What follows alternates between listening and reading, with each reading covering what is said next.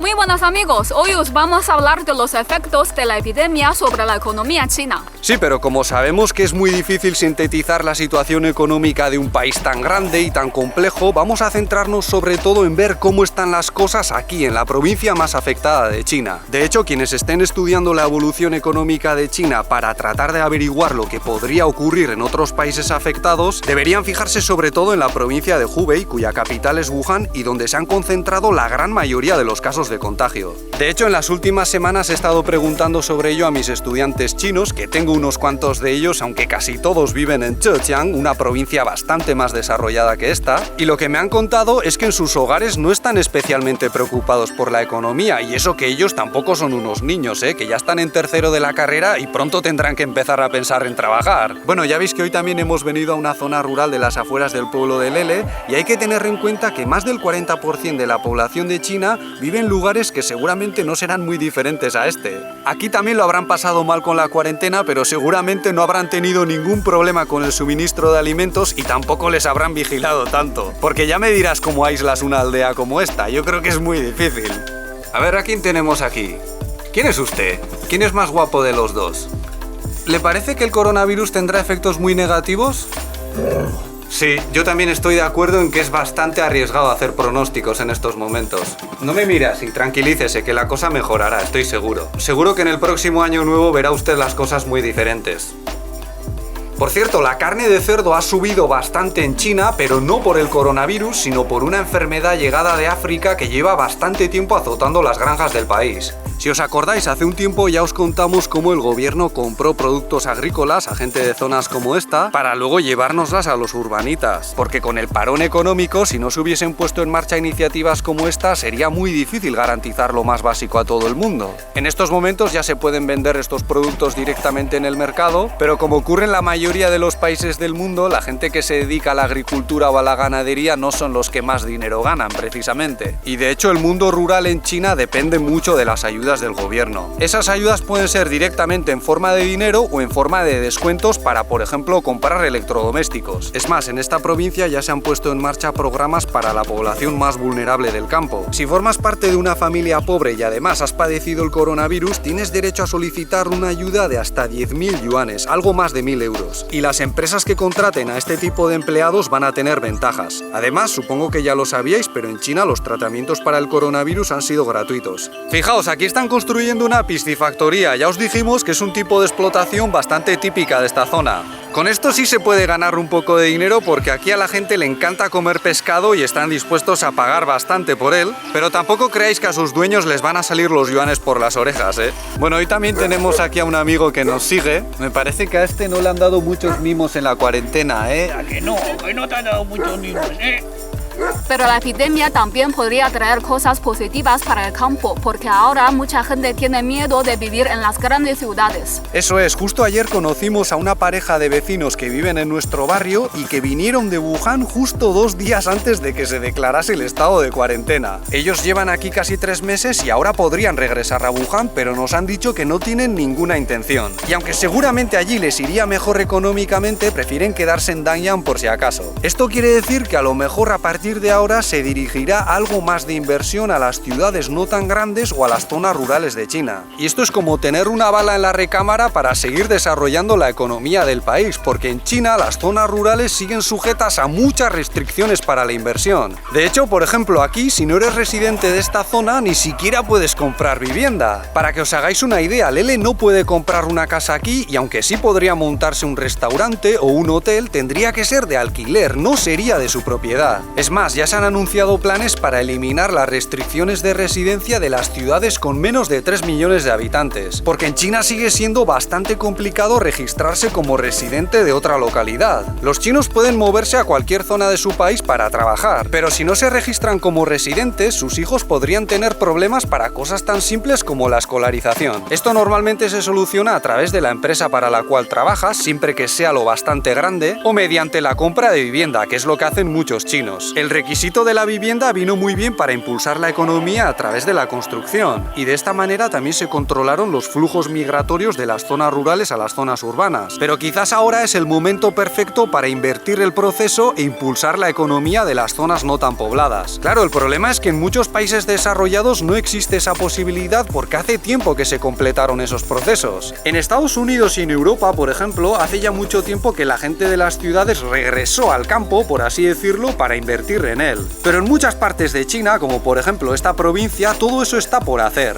Y yo creo que puede ser un salvavidas bastante importante para la economía. Aunque es posible que en los países desarrollados también ocurra algo parecido. En España se suele hablar mucho del problema de todos esos pueblos y pequeñas ciudades que se están quedando vacías. Pues bien, a lo mejor con el miedo a vivir en zonas con mucha densidad de población, donde tienes que tomar el metro o el autobús varias veces al día para ir a trabajar o a estudiar, puede pasar que algunas personas quieran volver al campo y esto puede ser una oportunidad interesante.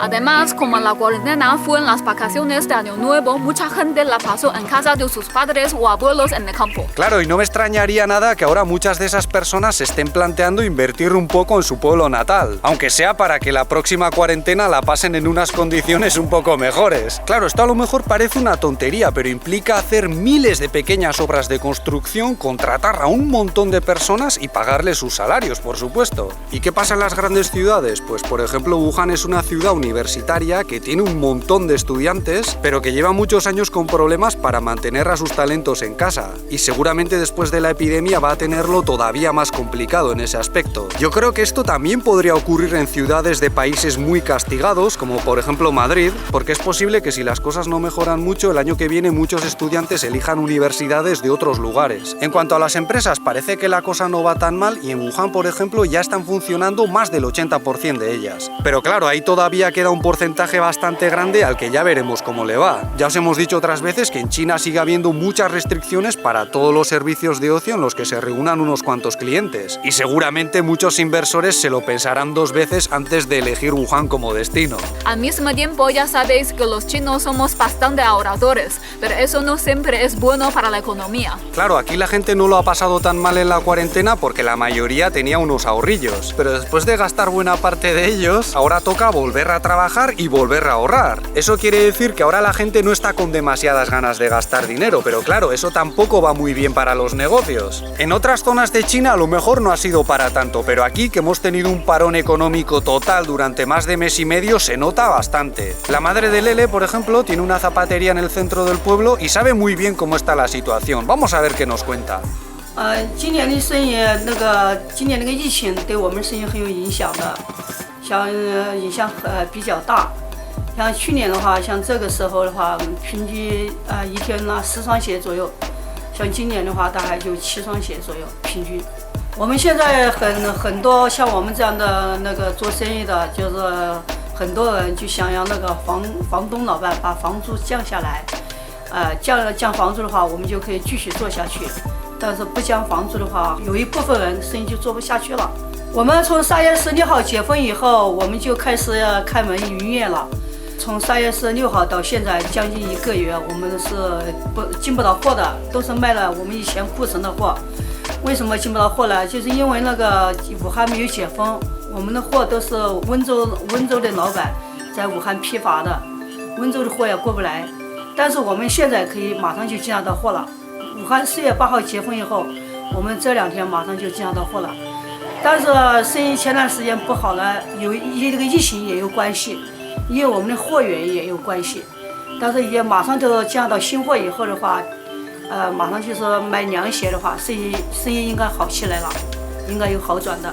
¿Y cómo se está intentando reavivar el consumo? Pues una vez más con la ayuda del gobierno. El gobierno ha inyectado tropecientos millones de yuanes en el comercio para que desde los grandes centros comerciales hasta los pequeños establecimientos puedan ofrecer descuentos a sus clientes. Muchos de estos descuentos se solicitan a través de aplicaciones para el móvil y de esa forma se transforman en jugosa información para el Big Data. Por cierto, la gasolina también ha bajado bastante, ahora cuesta 5,5 yuanes el litro y es casi un yuan menos de lo habitual. Además, las autopistas de todo el país son gratis hasta 30 de junio. De esta forma quieren animar al turismo, aunque en este país no sé si hay muchos días festivos para andar viajando por ahí. Pero al contrario de lo que podríamos pensar, la bajada del precio de la gasolina no es un signo demasiado bueno para la economía. Aunque bueno, a lo mejor también es una buena oportunidad para dar un impulso a otras energías. Sabemos que en China la venta de automóviles también ha bajado bastante y esto es un poco preocupante porque es una industria que genera mucho empleo. De todos modos, en China muchas de estas cosas dependen de las decisiones del gobierno, porque aquí buena parte de la economía sigue siendo economía planificada basada fundamentalmente en las empresas estatales. Y entre estas empresas encontramos desde bancos hasta compañías que producen coches eléctricos. Por lo que es posible que algunos aspectos de la evolución económica de China tras la epidemia no se puedan aplicar a otros países más dependientes de la economía de mercado. Como sabréis, las exportaciones son muy importantes dentro de la economía china y eso hace que dependa mucho de cómo les va a los países que son sus clientes, por así decirlo.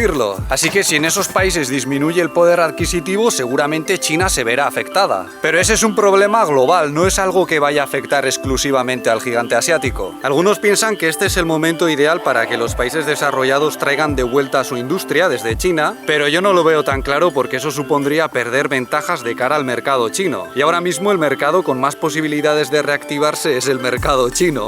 Eso es todo por nuestra parte. Si este vídeo os ha parecido interesante, podéis darle un me gusta, suscribiros o ayudarnos con Patreon, donde también publicamos contenido. Muchas gracias por vuestra atención y hasta la próxima. ¡Hasta luego!